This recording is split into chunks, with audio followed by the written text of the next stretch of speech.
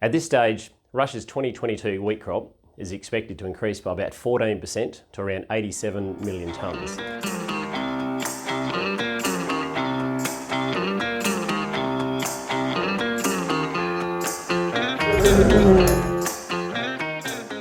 Hi, good morning. Chris Tonkin. This is Tiger Talk on 29th of June. Today I'm going to chat about world grain markets and crop conditions. World demand for grain is showing signs of picking up. Chicago wheat did bounce the most that it has in basically about the last 3 weeks over the last few days. However, wheat's still on track for its biggest monthly loss since 2015. It's down almost about 30% from the all-time highs that were reached in early March. Egypt and Jordan are launching fresh tenders to buy wheat. That's a very good positive for the world market, and the expectations for good harvest from the big producers like Russia and Australia are certainly looking to offset some of the worry about limited supplies that are coming out of Ukraine and a few other areas in the world.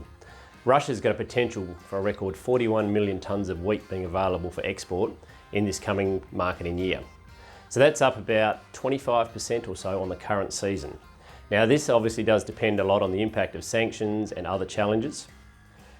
At this stage, Russia's 2022 wheat crop is expected to increase by about 14% to around 87 million tonnes. Now this is a median estimate from a summary of about 9-10 different analysts, officials, traders all over the place. The USDA is still lower, and there's some estimates that are nearly at about 90 million tonnes.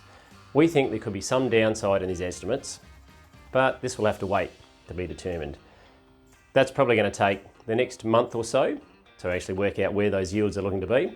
The lack of weather concerns has capped upside in markets recently, and that's with all the normal Northern Hemisphere seasonal conditions occurring at the moment.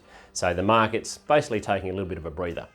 The USDA acreage and quarterly stocks report, that comes out at the end of this week, and that'll give us a much clearer insight into US supply.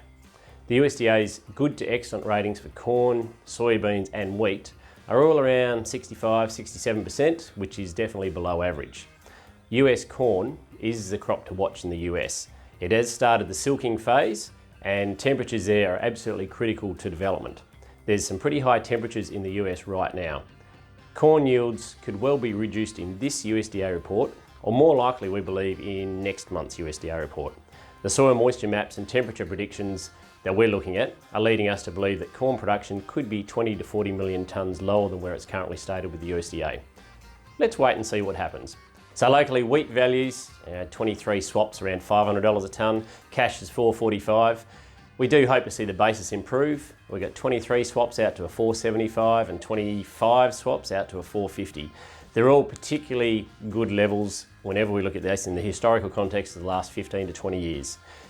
What we're doing is basically looking at treading water at the moment and waiting to see what happens with the seasonal lows in the market, and to see then whether the basis improves and whether either the cash prices go higher or they stay the same and we see the futures prices go lower into the next month or two. Thanks for listening. This is Chris Tonkin, Tiger Talk.